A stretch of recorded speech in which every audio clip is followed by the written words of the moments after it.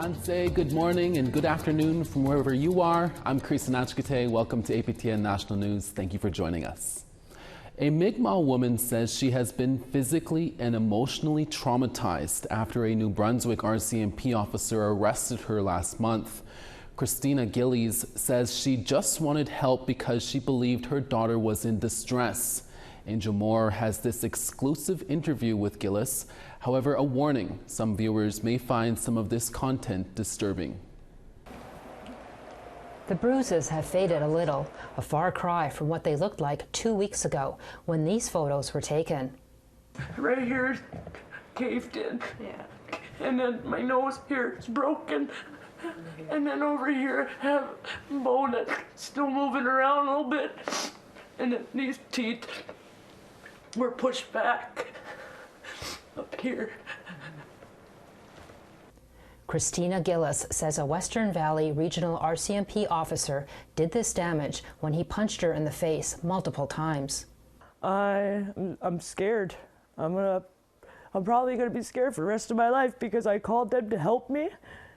It happened on June 13th in Richmond Corner, about 100 kilometers northwest of Fredericton.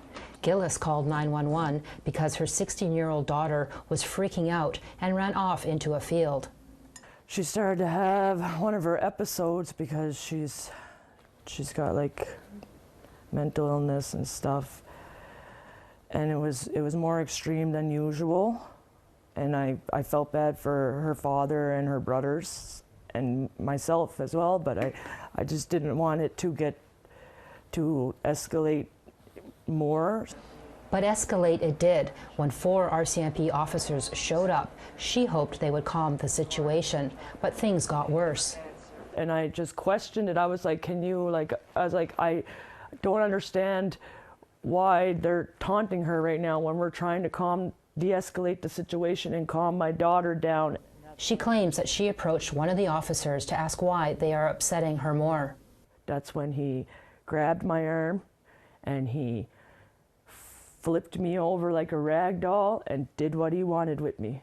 And I didn't know if I was gonna survive it because I was turned over and almost beat to death.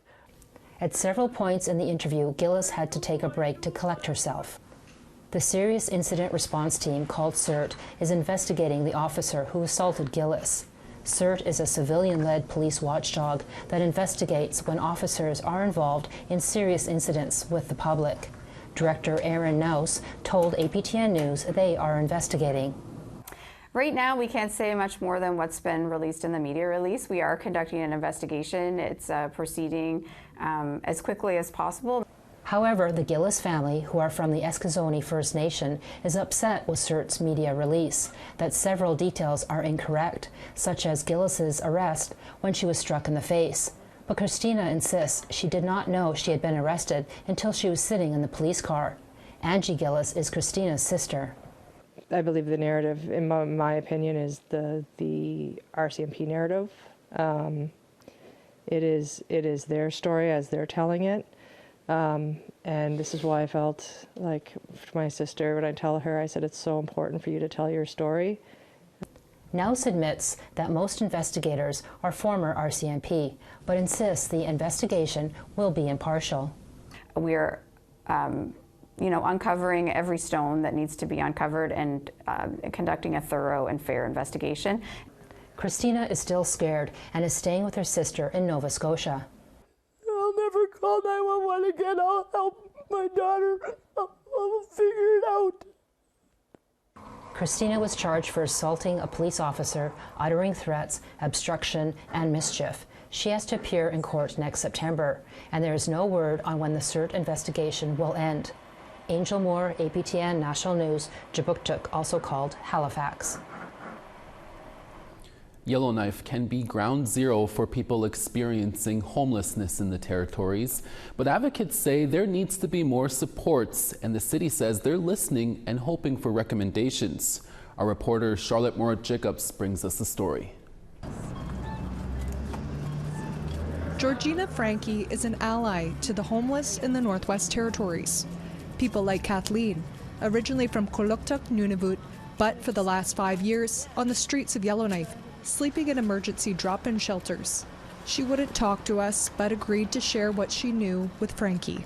Our cycle is from the foster care and then to the streets. And to the streets. When you become an adult, what else are you supposed to do? Where else are you supposed to go when you're not educated? They never really properly educate them because they're not they're Indigenous.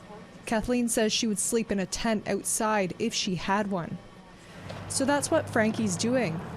She's helped build the first foundation of what's being called a tent encampment on green space overlooking the territorial legislature. We're trying to provide safety for the homeless as well. Do you think there's a lot of support from the government? No? How can... It's just like an adult daycare. On June 26, around 100 people gathered for a round table on homelessness, hosted by the City of Yellowknife. Local politicians, nonprofits, and community members attended. Like, if you're here as an ally, please help them. We need tents. Mayor Rebecca Alty says it's an opportunity to speak towards what government and residents can do to help. There is discussions with the territorial government since the first tent pad has been set up on Commissioner's land. So we'll have to see how that can go and what that can look like. Participants had to answer questions like, if down the road in 10 years no plans worked, what would the Yellowknife homeless situation look like? Have a seat open for Indigenous counselor.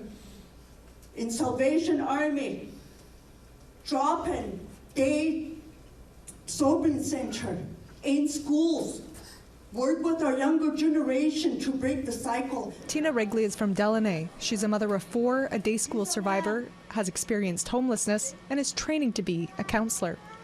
I knew most of our people that's on the street, that's homelessness. Nobody talks about mental illness. Like, we come here, we talk about homelessness, how to stop homelessness.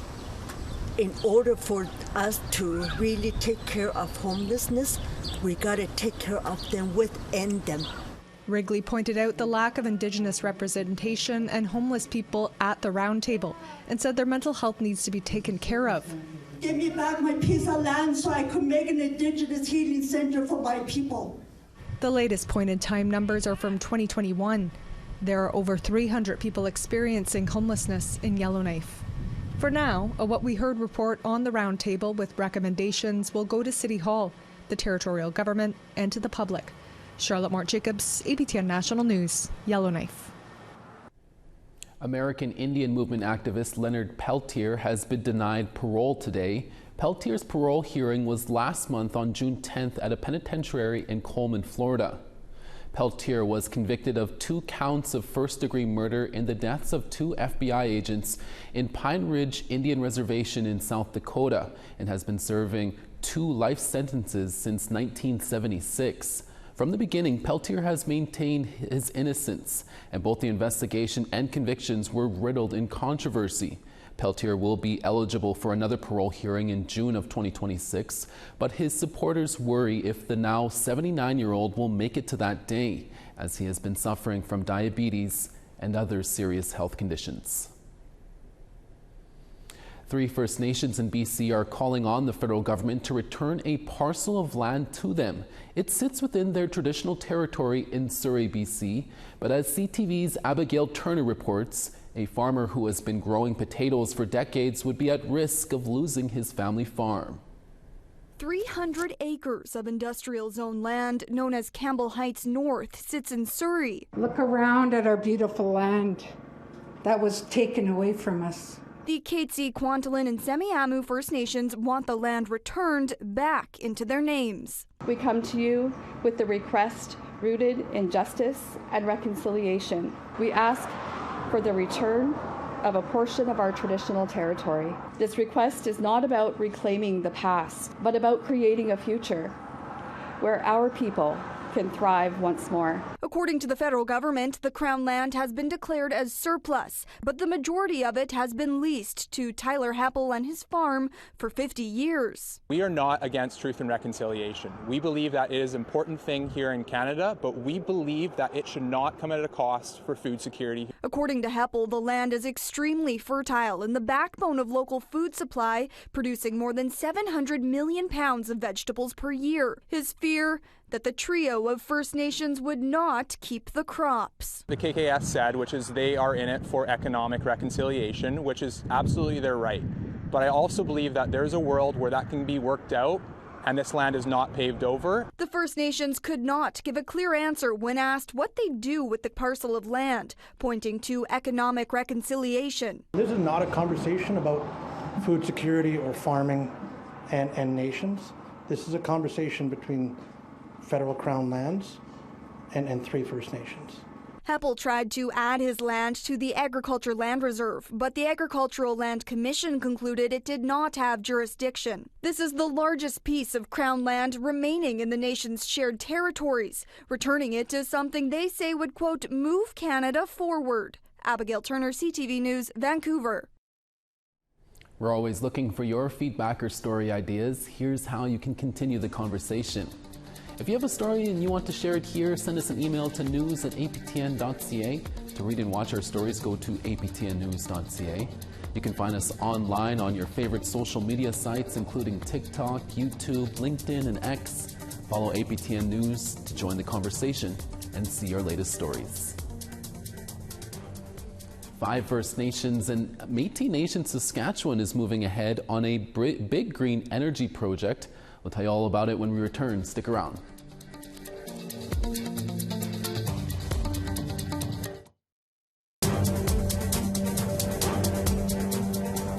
Welcome back. A historic agreement has been signed between 5 First Nations, the Métis Nation Saskatchewan, and energy infrastructure giant Enbridge. The deal looks to bring a wind farm to the southern part of the province capable of powering more than 100,000 homes. Our video journalist Rachel May has more. But Enbridge is 100% in, and same with the 5 First Nations and the Métis Nation. On Monday, Métis Nation Saskatchewan and the Pasqua, Cowessess, Kakuistaha, White Bear and George Gordon First Nations signed an agreement with Enbridge to bring wind power to the southern part of Saskatchewan. The Seven Stars project will bring a wind farm to a plot of land southeast of Weyburn. The project will bring 200 megawatts of emission-free power, enough to light up more than 100,000 homes annually.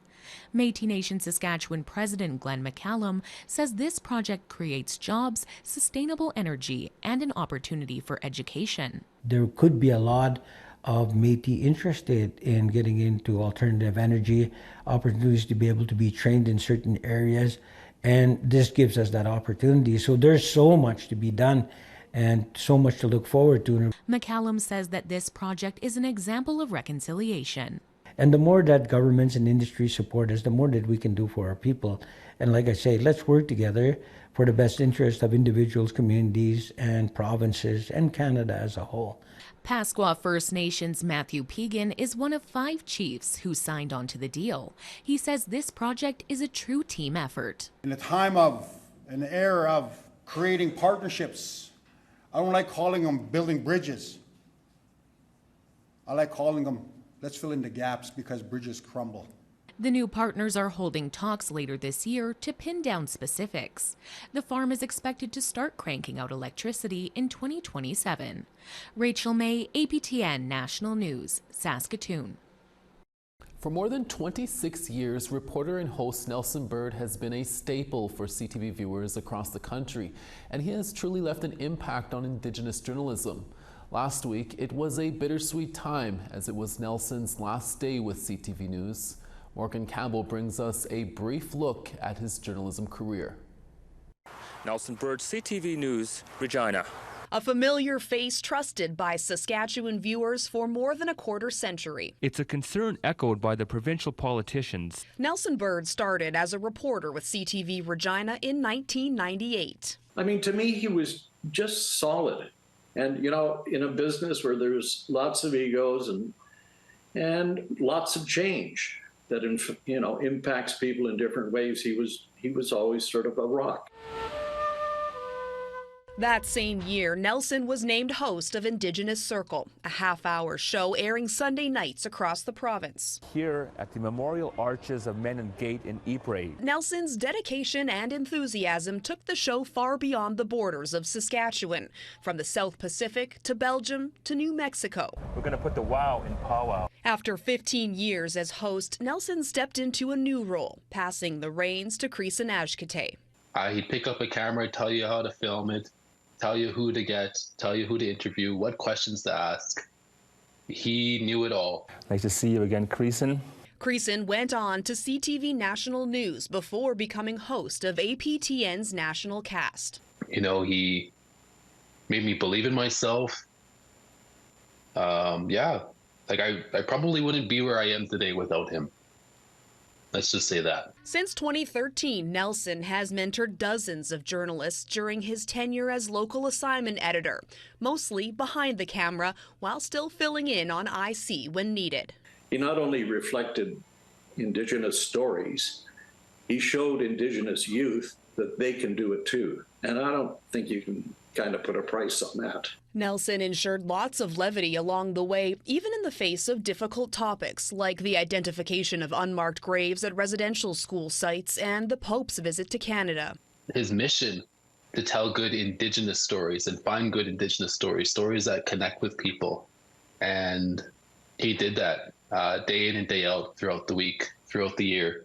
Now, CTV viewers are saying goodbye to one of the greatest of all time. If horses aren't your thing, there's plenty of other animals to check out at this year's Buffalo Days. Recipient of the Queen Elizabeth Platinum Jubilee Medal and the RTDNA Lifetime Achievement Award. Ready for a new challenge. He is a storyteller, and maybe the stories change, but the importance of the message never changes. And to find the common thread that binds us all. Nelson himself puts it best. It was a good run, 26 years with some amazing adventures.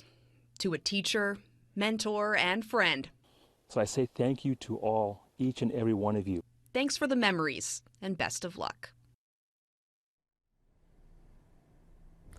A first-of-its-kind program was announced at the Atlantic Ballet in Moncton last week. As CTV's Alana Pickrell shows us, it's a pathway for upcoming Indigenous dancers to become professional performers. For 16-year-old Dakota Werner, dance isn't just something she does. It made me feel like I was more than just living on the reserve. It made me feel like I was important and I can do stuff, and it makes me feel good as a person.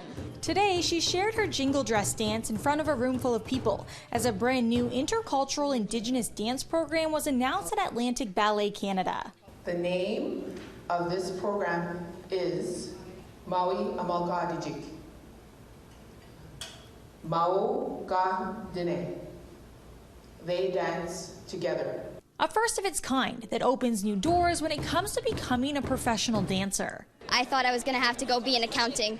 That is my dream at the moment, but now I have a next step to be a dancer in my career, and I would love to do this. The first cohort will be made up of 8 Indigenous dancers from New Brunswick. Throughout the 2-year program, they'll complete 840 hours of dance right here at home. With all the 360 kids that I worked with across our province, none of them had a career in dance, professional dance, post their dancing career as a power dancer. For 1 week a month, from Sunday to Sunday, dancers will come to Moncton to train with professional artists. It is an honor for us to have the first program in this region be for Indigenous emerging dance artists. The groundbreaking initiative received $450,000 to support Indigenous youth in their dance goals. It's such a big thing because we have been known to be taken away from our communities, taken away from our families, our friends, and to create that bond again, to be able to bring us all back together is just such a beautiful concept. With a focus on contemporary dance, the Intercultural Indigenous Dance Program hopes to fill a missing piece, not just in New Brunswick, but in all of Atlantic Canada down the road. Alana Pickrell, CTV News, Moncton. A short break now, but when we return, we'll tell you all about how one reporter is being recognized by Apple Music. We'll be right back.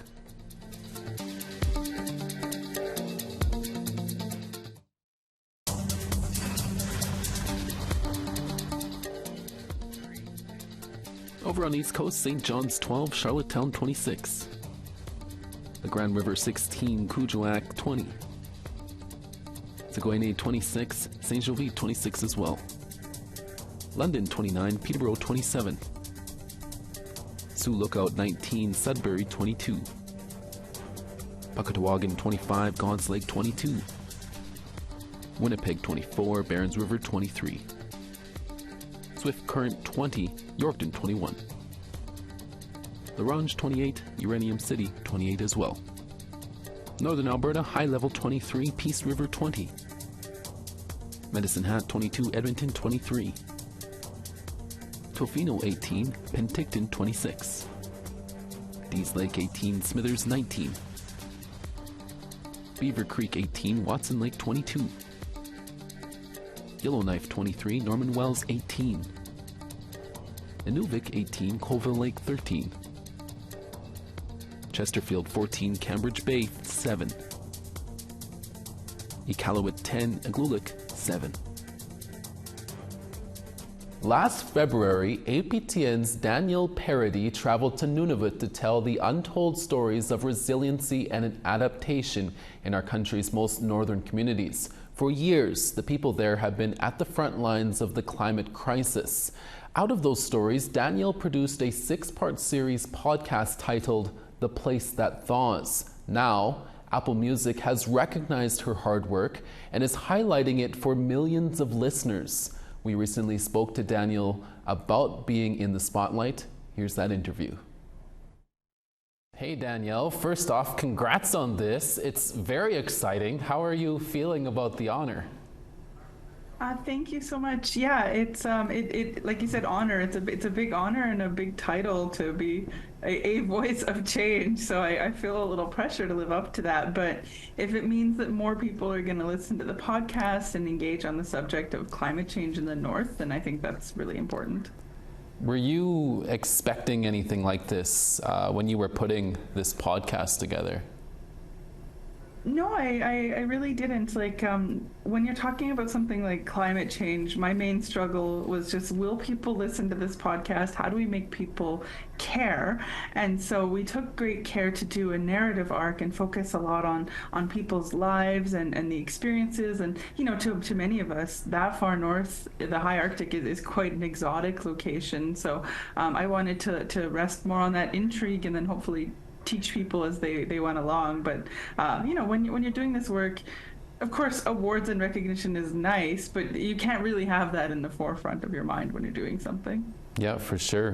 The Place That Thaws is an important story to tell about the Canadian Arctic. Do you feel it got the conversation going in the long run here? I think it's the interesting thing about podcasts is that they have a really long tail. So, you know, you launch something and then months later people are still discovering it.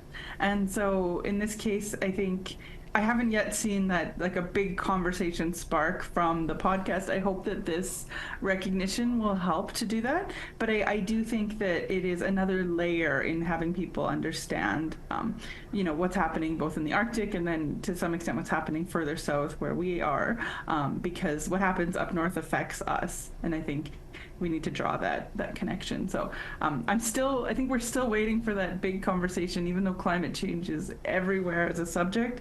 It's not with everyone. That's how I'd put that. Yeah, it's definitely something we can come back to and talk about more for sure with each week and each year here. Do you have any more podcasts in the future? I hope. I think I'd love to do another, my dream is another season of The Place That Thaws. If that can happen, that would be amazing.